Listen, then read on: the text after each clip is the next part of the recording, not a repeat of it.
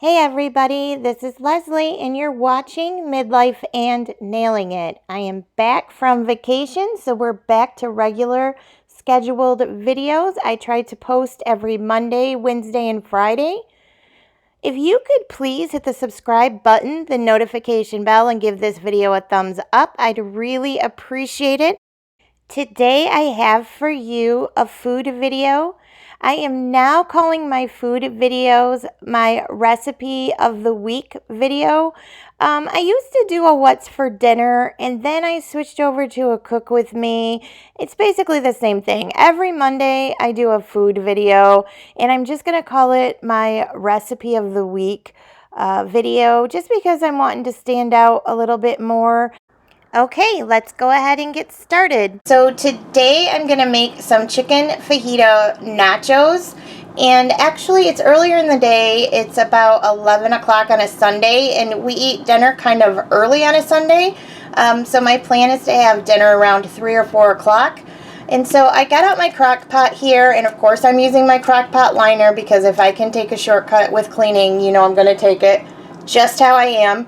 And I'm making a lot here. I'm going to make a lot of nachos because we are a family that likes leftovers. I don't cook every single day. When I do cook, I usually make a larger amount so that there are leftovers so I don't have to cook as often. I've made a version of this like crock pot chicken, Tex-Mex flavored chicken quite often on my channel. I never do it the same way twice. This is my chicken recipe when I'm using my crock pot. It always works. The 3 things you have to have is obviously a pack of chicken. This is just a pack of chicken tenderloins. They don't have to be unthawed, so if you had some frozen chicken in like the chicken in the bag or whatever, you can throw that in your crock pot and it'll work just the same. But I've got a pack of chicken tenderloins here. You have to have a packet of some kind of taco seasoning, and then you need some kind of salsa. I'm using just this off-brand salsa from our little local grocery store. And if you have those 3 things, you can totally make this. That's all you need. And I always cook the chicken on high on my crock pot. I find if you cook chicken on low, I don't know, I don't like how it tastes in the crock pot. Maybe it's just me, maybe I'm a little too picky, but it just is, I don't know, I don't like it. So I recommend that you cook this for 3 to 4 hours on high. That's really all you need to throw this chicken recipe in your crock pot and make things happen. Having said that, I always add other things in. So today I have everything but the ayote seasoning blend from Trader Joe's. I'm going to coat my chicken with this, and I'm also going to add in a can of kernel corn. Of course I drained that. And then I'm going to do the juice of 2 limes in there. I cut up 1 jalapeno because that's what I had on hand.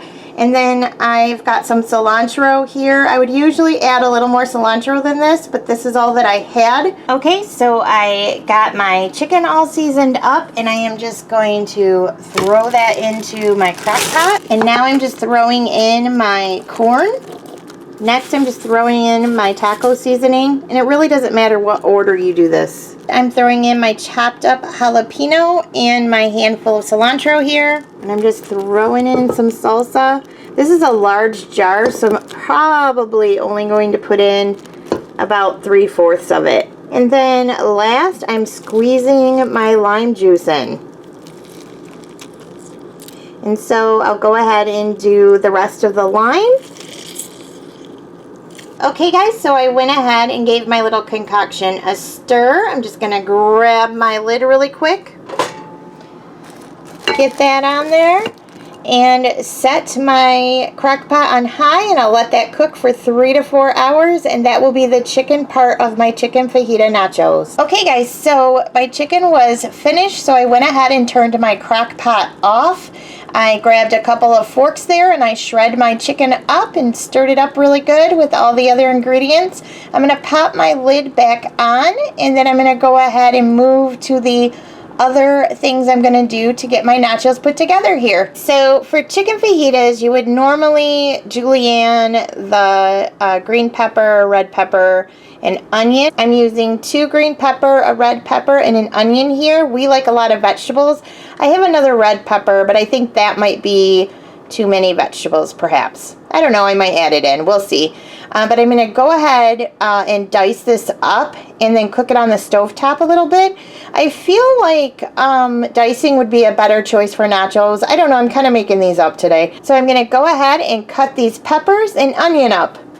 Okay, so my 2 green bell peppers, my red bell pepper, and my onion are all diced up. The onion doesn't really look diced up, but it really is, guys. It's just the technique that I do. One day I'll do a video where I show you how I cut certain fruits and vegetables, maybe, because I've kind of worked at it and I've got some methods that are pretty handy if you're new in the kitchen, so I might show you that. But I'm going to go ahead and get these going in a pan with a little bit of olive oil, and I'm going to season the vegetables here with everything but the ayote Trader Joe's seasoning that I used earlier in my crock pot. So let me get that going and I'll show you what that looks like as it's cooking up. So I've got everything in my pan here and I'm just sprinkling on my seasoning and I'll show you what this looks like when it's finished. Okay, so my diced onion and peppers are cooking up, guys, and so while that's happening, I went ahead and preheat my oven at 350 degrees, and then I lined a cookie sheet with some aluminum foil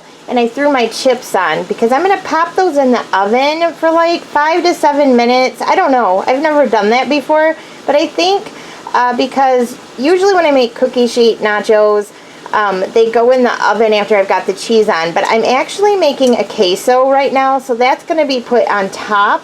But I think I want my chips to bake up just a little bit so that they're warm and yeah, so that's my executive decision here. So I'm going to pop these in the oven for about 5 minutes, maybe less, maybe a little more. I don't know. I'm going to watch them. But I did 350 on my oven there. I'm kind of looking at it like, you know, when you get the store-bought taco shells.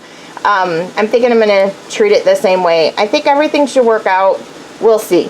And then I'm going to go ahead and make a queso. So I've just got like a pot out here. And I went ahead and picked up some American white cheese. You can get even like the cheap kind that Kraft puts out. I can never find those in my stores around here, so I have to get it from the deli. And I am not gonna lie, you guys, I got this recipe from another YouTuber.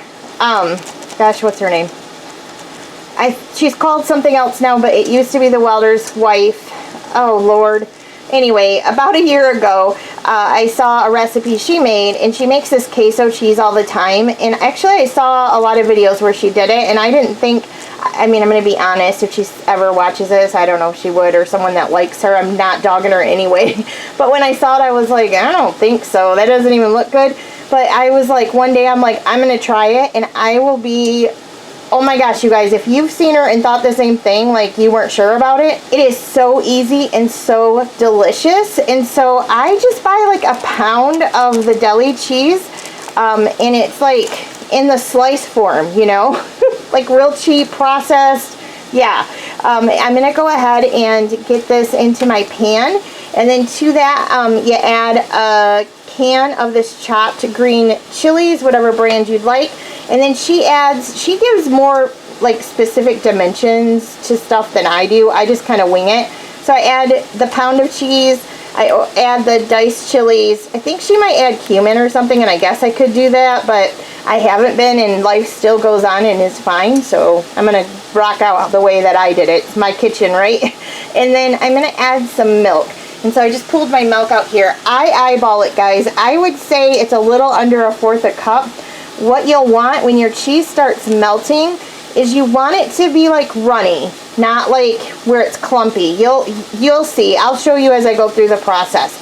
I'm going to do that in a minute. I want my peppers to cook a little bit more before I get to that, and then we will assemble our nachos. But I'll show you this process a little bit.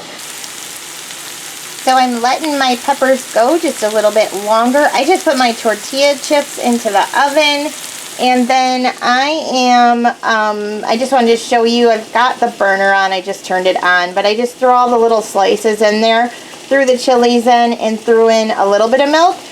Once it starts melting and I can stir it up, I'll see if I need more milk or not, so I will show you that. Okay guys, so my onion and peppers are done. You do want to make sure that you're stirring it like through this entire process. You don't want the bottom to burn.